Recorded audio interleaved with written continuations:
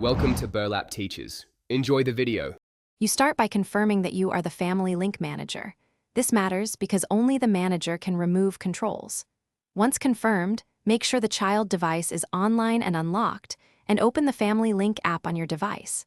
Tap the child's profile immediately to avoid delays. This is the entry point. You do this because settings are stored per profile, so accessing the right child ensures you're changing the correct controls.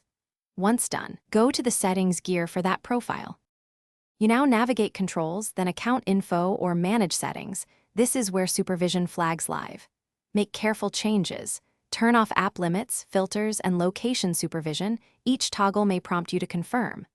If you remove Play Store supervision, apps previously approved may need reauthorization, so be aware. Also remove any screen time locks and scheduled rules.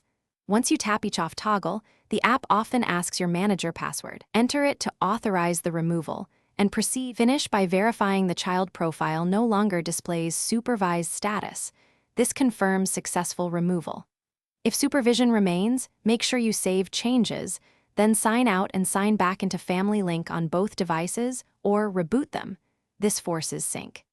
If the app rejects your password, use account recovery through Google prompts because incorrect credentials block removal. One key troubleshooting tip: toggle Wi-Fi off/on both devices to trigger a fresh sync before retrying.